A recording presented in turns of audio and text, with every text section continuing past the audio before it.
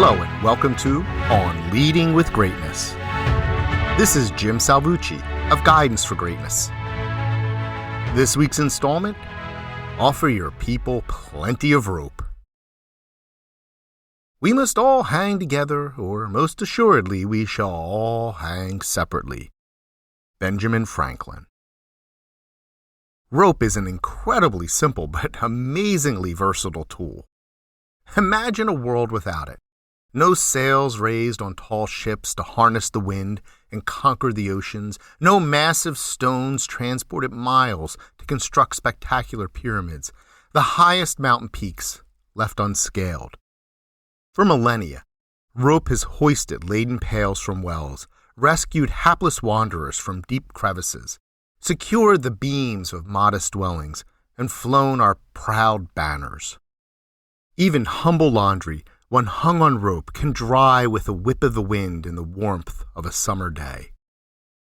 Like any multi-purpose tool, however, rope has its dark uses.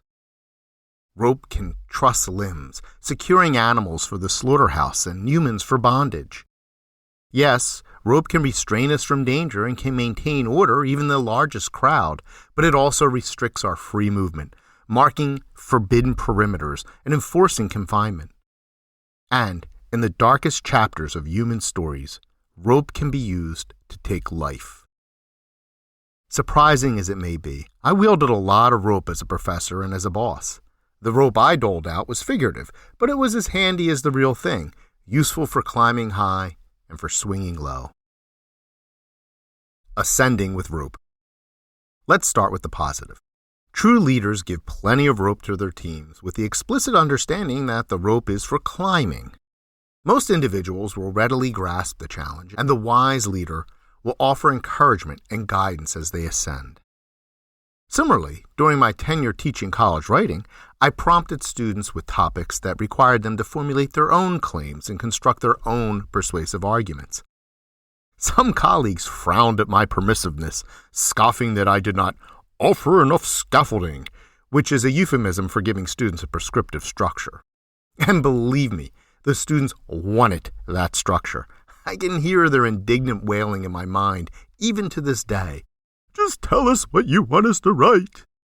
In truth, their learning depended upon them crafting their own logical framework as they mastered the writing process. It was the very point of the course.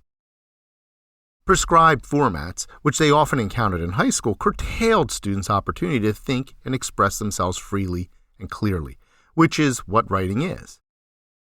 Constructing an effective framework is key to writing. It compels students to recognize, analyze, and solve problems, the very core of critical thinking. Writing an effective essay is not a rote exercise. Lest you conclude that I simply set students loose on open-ended topics and said, "Have at it," let me explain. Early on in my teaching, I shifted from giving students too much prescription to offering too much autonomy, only to see them struggle and fail in both instances. Eventually, I learned to balance student autonomy with substantial assistance from me. This way, they learn to be successful writers. So here's the connection to leadership. Just as good teaching requires a balance of trust and direction, good leaders empower their people with the autonomy to get things done while providing a guiding hand. The leader, like the teacher, delineates the project from the outset, defining clear objectives and sticking points while fostering independence. Intentionally blending autonomy, goals, and challenges is how you concoct the motivational elixir that Daniel Pink describes in his excellent book, Drive. A great leader doesn't provide ready-made solutions, but unleashes their team's potential to discover their own path. This method will resonate with your high-performing employees, but it will also appeal to many less seasoned team members who will welcome the opportunity to learn, try, and achieve. Like a skilled teacher, a good leader will stick close in order to provide support, but not interfere unnecessarily. It's a team effort, but the great leader will cede authority and control to the able employee. The team member then has the opportunity to learn to succeed and to learn to lead. Descending with rope. Then again, there's the dark side to the figurative rope. Granting so much rope to people can lead to entanglement or worse. An attentive teacher will look out for such students, but they can be elusive. Some just want to hang, almost insisting on it. As a professor, I strive to make the choice clear. The rope I offered was for climbing, but hanging was always an option. Most got the message, yet despite my best efforts, a few often chose to take their chances, usually finding themselves dangling at the end of their rope. In contrast, the climbers, even the ones that didn't reach great heights, always learned quite a bit. They learned to construct a logical argument, for one thing. They also found that being free of prescribed structures was actually freeing. Finally, and most importantly, they discovered the power and empowerment of self-reliance and of their ability to solve problems. As I have noted many times, leading and teaching are virtually identical. The same skills and methodologies underpin each.